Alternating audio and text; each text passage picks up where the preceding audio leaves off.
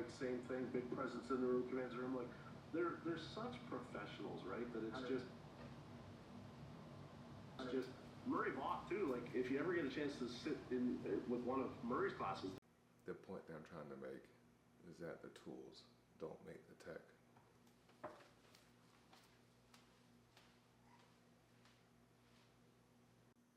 Does having the best tools on the market make you the best mechanic, technician, DIY? Do the tools actually make you better? We've all seen the nice toolboxes come rolling in on their first day, and then they get a job and, hey, can I borrow this? I don't have this tool. Can I borrow this? Does that toolbox make the technician? Or does that pretty Snap-on, Mac-O, Mac, nowadays, US General, Icon, they make some pretty good toolboxes too, but does that pretty big ass toolbox with nothing in it make you a great technician? What makes a technician, a mechanic, money? What helps the DIY actually fix their own vehicle? Is it the tools?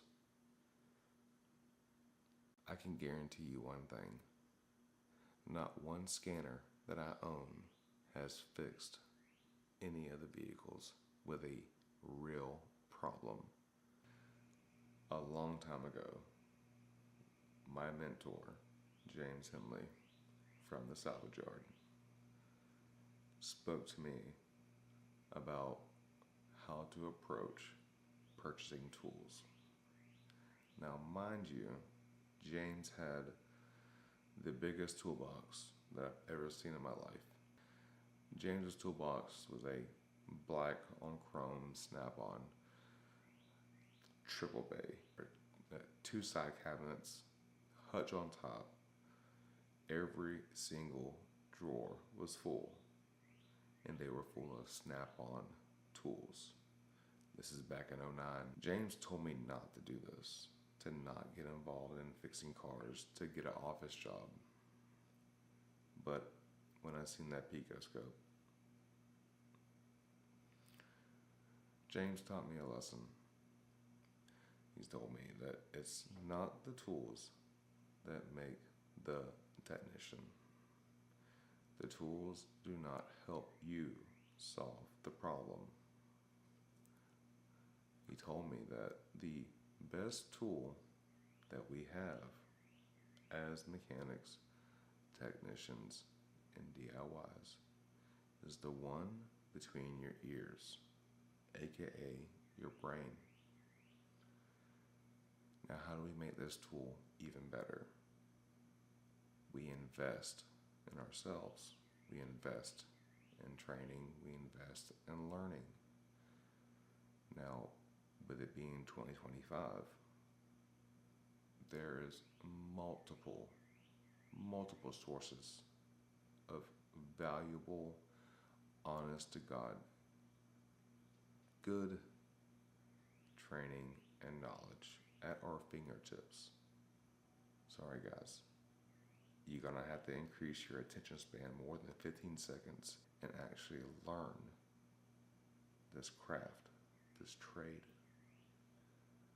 I like to paint. I own 3 paint guns, but I'm not a painter. I like to race. I don't own a race car, but I have a simulator. But I can't go on a damn racetrack and expect to win. Just because I own a paint gun doesn't make me chipfoos.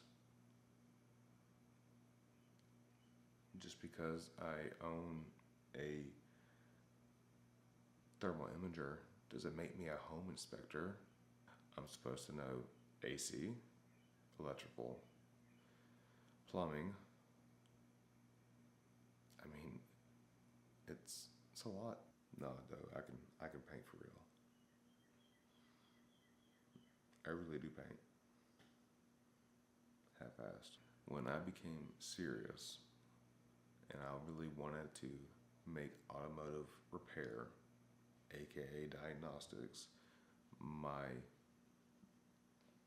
goal, my passion, my career, when I became serious, I began to invest in myself and my learning before I ever purchased a very nice toolbox or even a very nice scanner. And back in those days, sound oldish. Back then, scanners were very, very expensive and they did the bare minimum. John Baker, my first automotive master technician from a shop locally, gave me a scanner, and this scanner was priced at $600. This scanner only did engine, so PCM or ECU. It did SRS, so safety restraint system, and it did ABS. So imagine paying close to $600 for a scanner off a tool truck that can only do very minuscule things, very limited features, clear codes, read data, that's it. And the data, it was not great. Nowadays, you can purchase a dongle to hook to your smartphone from them for about $125. Cheaper if you don't desire or need the next level stuff. And that little dongle hooked to your phone will do every single thing, damn near, that a Snap-on Solus would have done back in 2012. Guys, it's nice to have nice tools, name brand tools. I remember the stigma. If you didn't have Snap-on Mac or Mac-O, they looked at you differently. I remember SK back in '09. Good stuff. Good stuff. I mean, hell, I still buy Sonic stuff nowadays. It's just as good, lifetime warranty. I don't care who made the tool, as long as the tool gets the job done.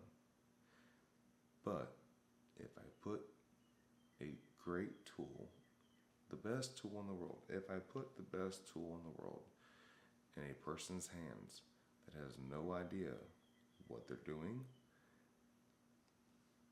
what's going to happen? If I gave a paintbrush to Michelangelo, I can expect greatness. You give me a paintbrush, I'm going to mess it up. Hypothetically, if I gave a DIY this tool,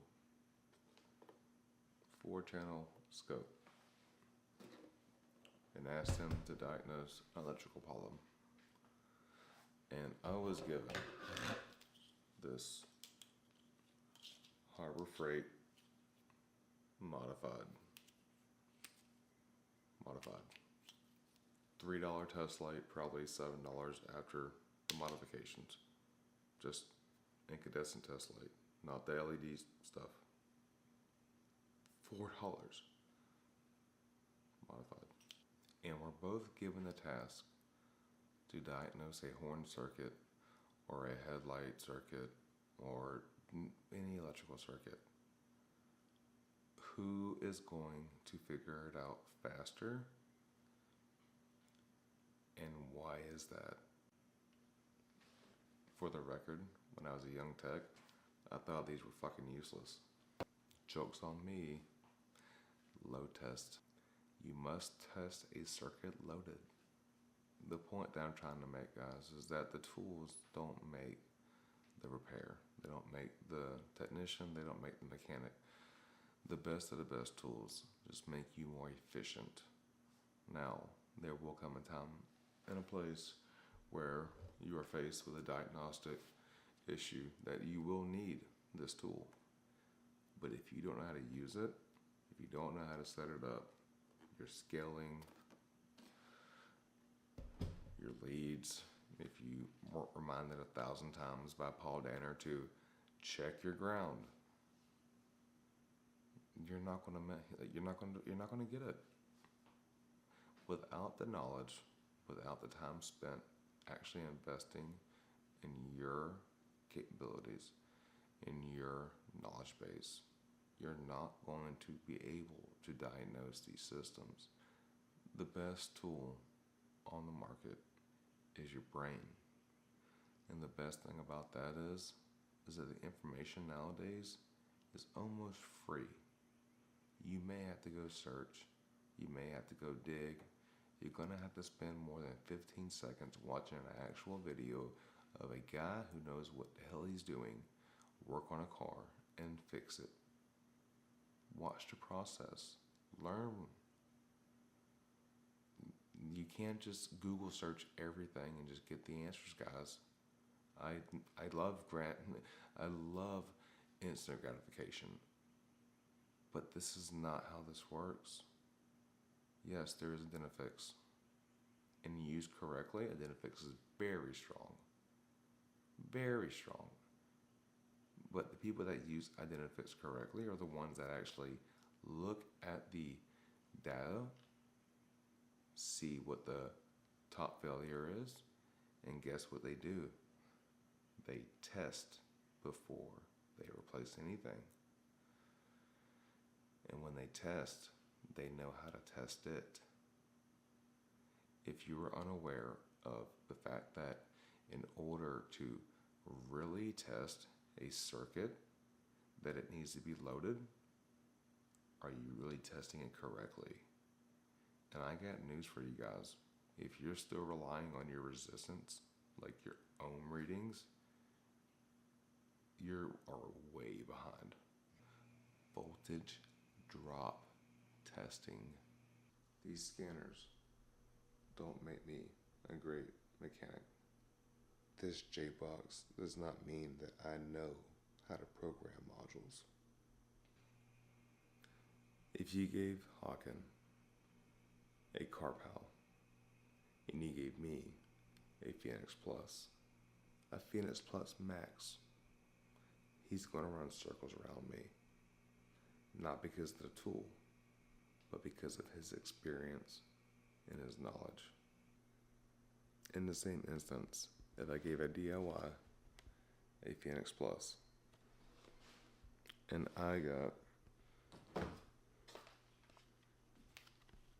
a TopScan Pro, who is going to fix the car more accurately and more efficiently?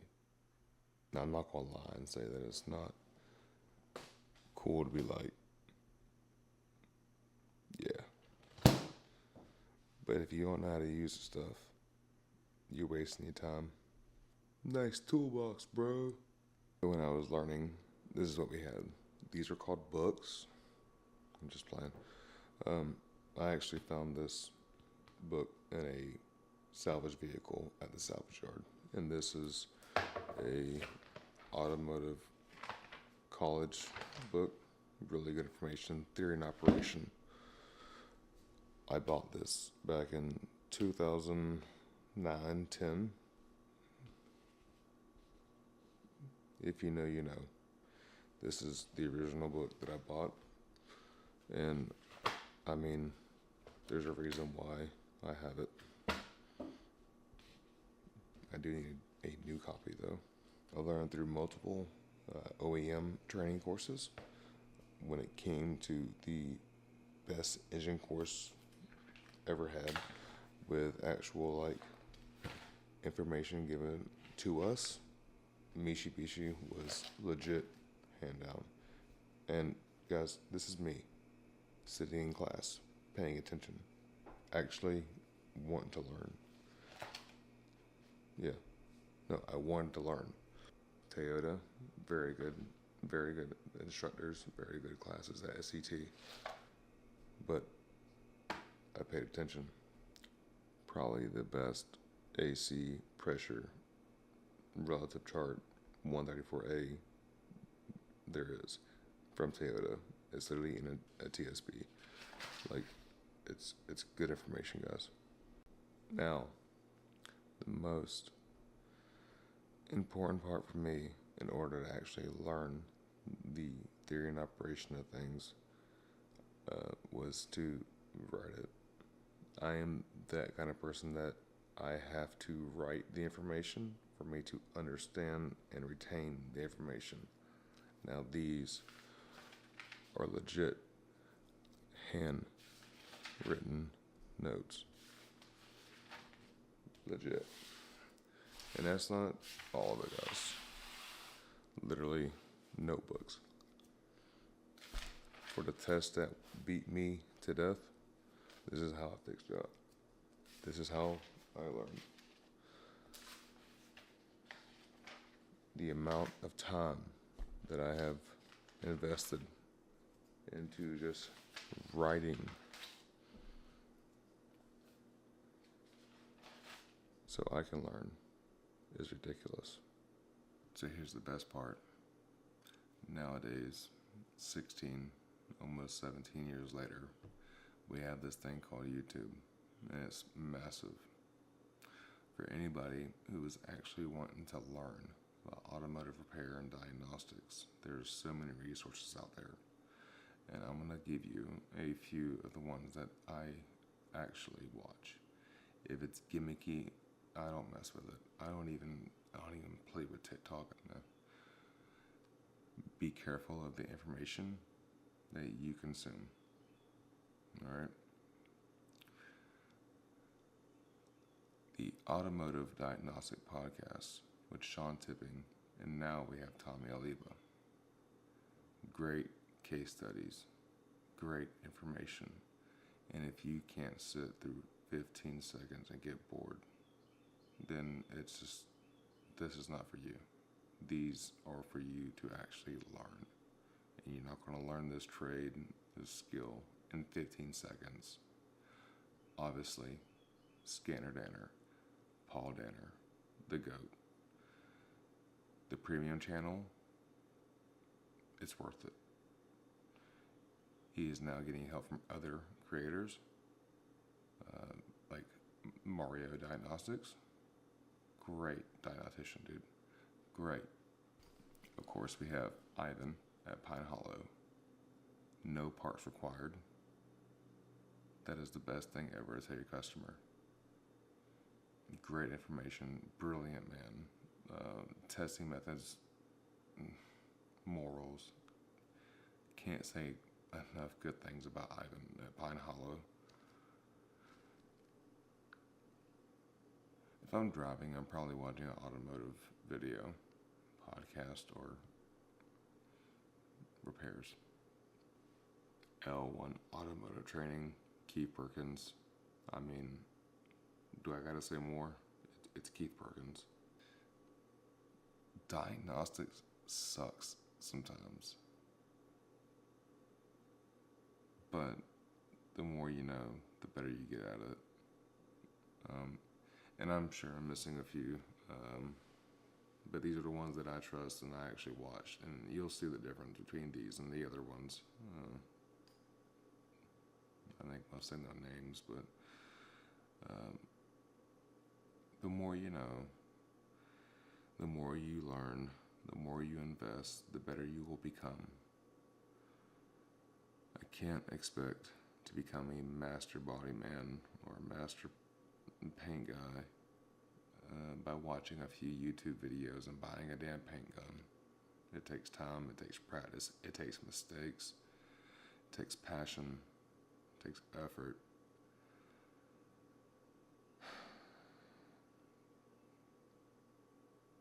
If you want to be the best, you gotta be willing to give a lot.